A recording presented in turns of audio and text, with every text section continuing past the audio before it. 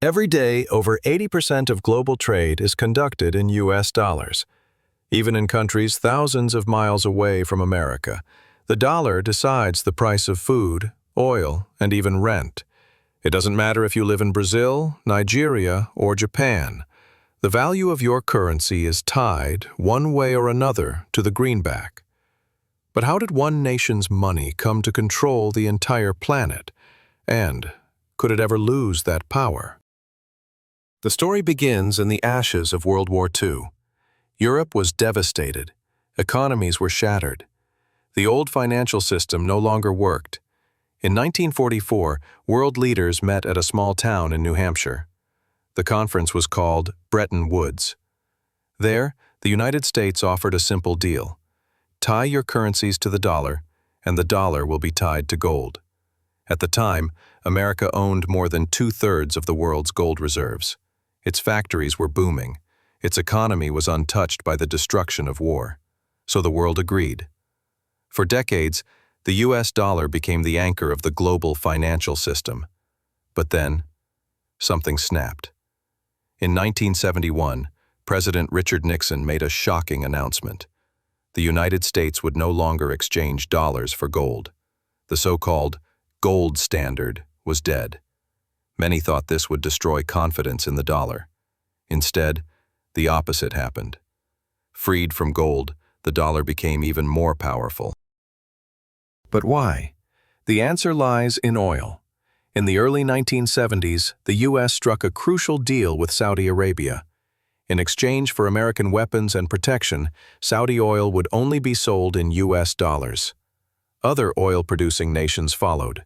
Suddenly, if any country wanted to buy oil, the lifeblood of modern economies, it had to first get U.S. dollars. This system became known as the Petrodollar, and it locked the world into America's currency, permanently. Think about it. A country like Japan, importing energy, must earn dollars first, so it sells cars and electronics to the U.S. This creates a cycle. The U.S. buys goods, pays in dollars, and those dollars circulate around the globe. No matter what, demand for the greenback never stops. Fast forward to today. The U.S. dollar isn't just money, it's a weapon. When Washington imposes sanctions, it doesn't always need armies. It simply cuts nations off from the dollar system. Iran, North Korea, Russia. Without dollars, these economies struggle to trade, to borrow, even to pay for essentials. This power is amplified by SWIFT, the global banking network. Remove a country from SWIFT, and its access to dollars disappears overnight. The numbers tell the story. Over 60% of the world's central bank reserves are still held in U.S. dollars. More than half of global trade invoices are written in dollars. Even when two countries trade with each other, say Brazil and India, they often settle the bill in U.S. dollars. The world runs on American money, whether we like it or not. But will this last forever? Some nations are pushing back. The BRICS countries, Brazil, Russia, India, China, and South Africa, have all tried to build alternatives.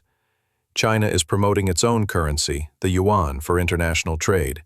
Russia and Iran are experimenting with payment systems outside SWIFT. And new technologies, from cryptocurrencies to digital central bank currencies, threaten to shake the foundations of the system. But there's a problem. No other currency has the same combination of trust, liquidity, and scale as the U.S. dollar. For now, the greenback remains the king of money, and no one is close to dethroning it. The dollar doesn't just buy things, it buys power. Every transaction, every oil barrel, every trade agreement is a reminder that America's money is still the world's money. The only question is, for how long? Because when the world's reserve currency finally changes, it won't just shake economies. It could change global power itself. Next time, we'll ask, why are food prices exploding? And what hidden domino effects are driving the cost of living through the roof?